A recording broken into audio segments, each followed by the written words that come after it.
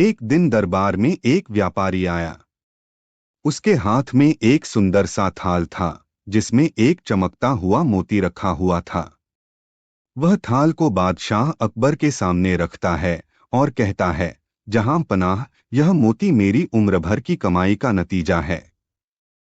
यह मेरे पूर्वजों से चला आ रहा है और यह हमारे परिवार की सबसे बड़ी धरोहर है। लेकिन पिछले कुछ दिनों से मुझे यह एहसास हो रहा है कि कोई इसे चुराने की कोशिश कर रहा है। मेरी आपसे प्रार्थना है कि आप इस मोती की सुरक्षा सुनिश्चित करें। बादशाह अकबर ने मोती को ध्यान से देखा। वह वाकई अद्भुत था। उसकी चमक ऐसी थी मानो पूरे कमरे में रोशनी फैला रहा हो। अकबर ने उस व्यापारी की बात सुनी और कहा, यह दरबार और हमारा साम्राज्य तुम्हारी धरोहर की सुरक्षा के लिए सदैव तत्पर है। तुम्हारे मोती की सुरक्षा की जिम्मेदारी हम लेते हैं। बीरबल का प्रवेश। बादशाह अकबर ने मोती की सुरक्षा का जिम्मा बीरबल को सौंपा। बीरबल ने मोती को ध्यान से देखा और उसे सुरक्षित स्थान पर रखने की योजना बनाई। उन्होंने मोती को एक छोटे से संदूक में रखा और उसे बादशाह के निजी कक्ष में सुरक्षित कर दिया।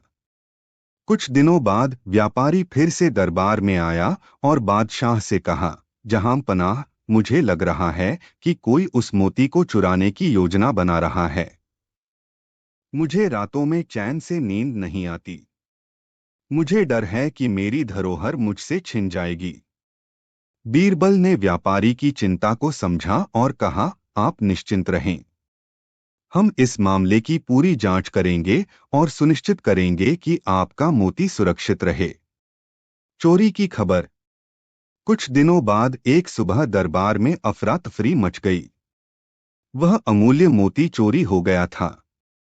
बादशाह अकबर को जैसे ही यह खबर मिली, उन्होंने तुरंत दरबार बुलाया और सभी दरबारियों को एकत्रित किया। बीरबल को भी बुलाया गया।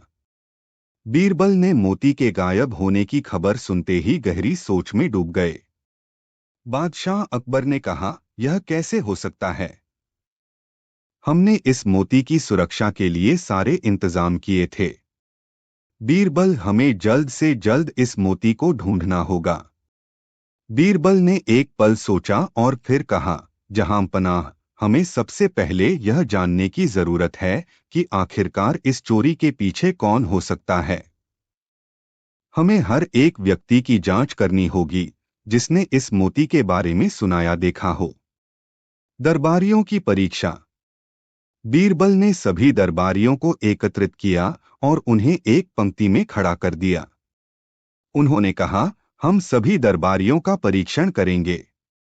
जो भी इस मोती के बारे में जानता होगा, वह एक एक करके अपनी जगह से हटकर मेरे सामने आएगा। सबसे पहले एक युवा दरबारी आया। बीरबल ने उसे कुछ सवाल पूछे, लेकिन उसका जवाब संतोषजनक था। फिर एक एक करके सभी दरबारियों से बीरबल ने सवाल पूछे, लेकिन किसी ने भी ऐसा जवाब नहीं दिया जिससे कि उन्हें शक होता। अंततः बीरबल ने सभी को वापस अपनी जगह भेज दिया और कहा, यह मामला जितना दिखाई दे रहा है, उससे कहीं ज्यादा जटिल है। हमें और गहराई से इसकी जांच करनी होगी।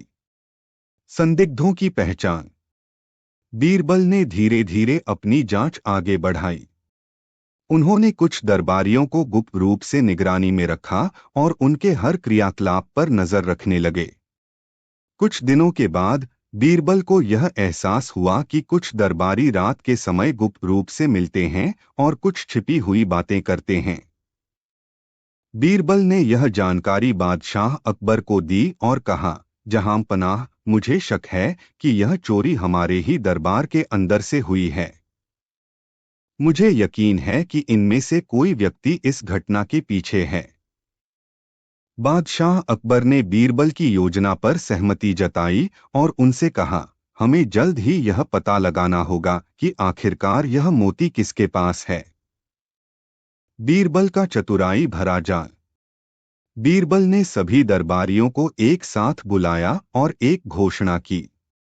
उन्होंने कहा, आज रात हम एक विशेष अनुष्ठान करेंगे जिसमें यह पता चलेगा कि वह मोती कहाँ है।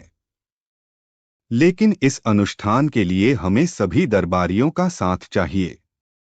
रात होते ही बीरबल ने सभी दरबारियों को एक कक्ष में इकट्ठा किया और वहां एक दीपक जलाया। दीपक के पास उन्होंने एक थाल में कुछ पवित्र सामग्री रखी और कहा, यह दीपक और यह पवित्र सामग्री हमें सही दिशा दिखाएगी।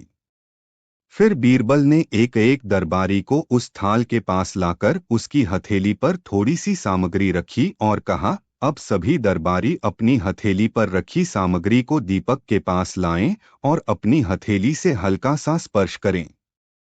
इस प्रक्रिया से हमें उस व्यक्ति का पता चलेगा जिसने मोती चुराया है। सभी दरबारियों ने ऐसा ही किया, लेकिन जब एक दरबारी की बारी आई तो उसने थोड़ा संकोच किया। बीरबल ने तुरंत उसकी चिंता को भांप लिया और कहा, आपके हाथों में यह पवित्र सामग्री जल जाएगी यदि आपने कोई गलत काम किया है। उस दरबारी का चेहरा पीला पड़ गया। उसने तुरंत ही अपना हाथ पीछे खींच लिया और कमरे से बाहर निकलने की कोशिश की। बीरबल ने दरबार के सैनिकों को उसे रोकने का आदेश दिया और कहा, यह वही व्यक्ति है जिसने मोती चुराया है। सच का खुलासा। जब उस दरबारी से पूछताछ की गई तो उसने स्वीकार किया कि उसने लालच में आकर मोती चुराया था। वह जानता था कि यह मोती बहुत मूल्यवान है और उसे बेचकर वह बहुत सारा धन कमा सकता है।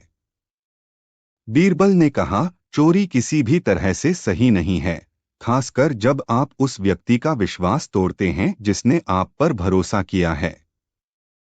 बादशाह अकबर ने उस दरबारी को उसकी गलती के लिए दंडित किया और मोती को वापस उस व्यापारी को सौंप दिया। व्यापारी ने बादशाह अकबर और बीरबल का धन्यवाद किया और कहा, आपकी वजह से मेरी धरोहर सुरक्षित है। मैं जीवन भर आपका ऋणी रहूंगा। निष्कर्ष। बादशाह अकबर ने बीरबल की तारीफ करते हुए कहा, बीरबल, तुमने एक बार फिर साबित कर दिया कि तुम्हारी बुद्धिमत्ता और चतुराई इस दरबार की सबसे बड़ी संपत्ति है।